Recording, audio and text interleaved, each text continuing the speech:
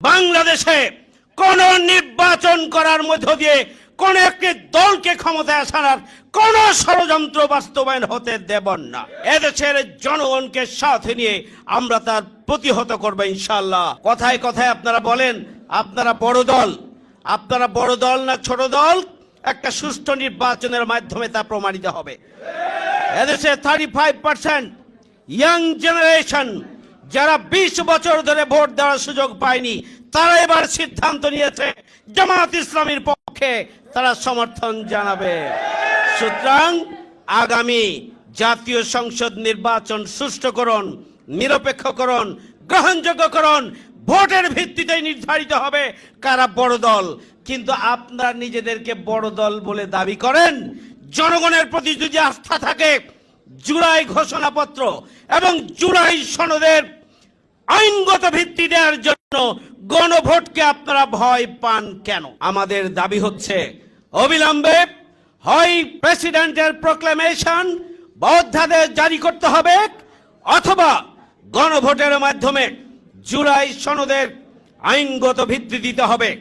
আপনি নতুন বাংলাদেশ গড়ে তুলতে চান, যদি সংস্কার না করেন, যদি বিচার না করেন, যদি সংবিধান সংশোধন না করেন, যদি রাষ্ট্রের পচে যাওয়া ধ্বংসপ্রাপ্ত বিভিন্ন বিধি এবং নিয়মগুলোর যদি পরিবর্তন না করেন, তাহলে যেনতেনভাবে আগামী দিনে যে নির্বাচন হবে, সেই নির্বাচন আবারও নতুন করে ফ্যাসিবাদের পদধ্বনি আমরা শুনতে পারব।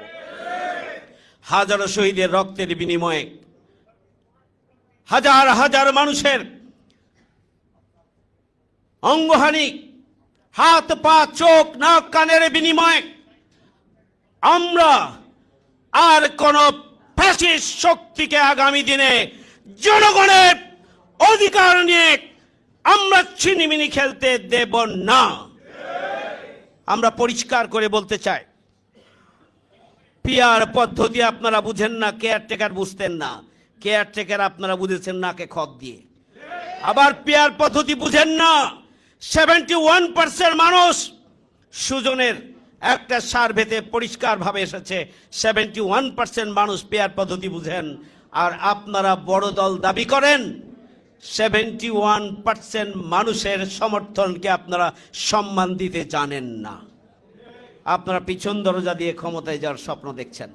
সংগ্রামী ভাই বন্ধুগণ, আমরা পিআর পদ্ধতির মাধ্যমে নির্বাচন ছাড়া বাংলাদেশে কোন নির্বাচন করার মধ্য দিয়ে কোন একটি দলকে ক্ষমতায় আসার কোন ষড়যন্ত্র বাস্তবায়ন হতে দেব না। সংগ্রামী ভাইয়ের আমার, নির্বাচন কমিশন বক্তব্য দেন একটা দলের কর্মী হিসাবে। আমরা জানি আপনার পরিচয়, আমরা জানি আপনি কোন রাজনৈতিক দলে বিশ্বাস করেন।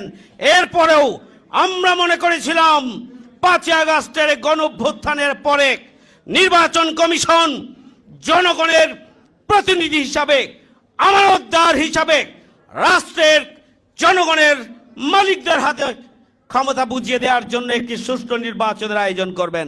কিন্তু আপনার বক্তব্য একটি দলের বক্তব্যে পরিণত হয়েছে। আপনি কয়েকদিন আগে বলেছেন সংবিধান অনুযায়ী নির্বাচন করবেন। আপনি কোন সংবিধান বলে এখন নির্বাচন কমিশন আছেন? কোথায় ছিলেন আপনি 5 আগস্টের গণঅভ্যুত্থানের পরেই? জনগণের অভিব্যক্তির যে সরকার, অন্তর্বর্তীকালীন সরকার, সেই সরকারের প্রক্রিয়ার মধ্য দিয়ে আপনি এসেছেন।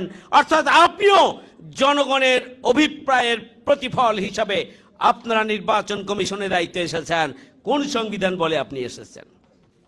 সুতরাং সংবিধানের দোহাই দিবেন না। এই সংবিধানের দোহাই দিয়ে বাংলাদেশকে ফ্যাসিস্ট রাষ্ট্রে পরিণত করা হয়েছিল।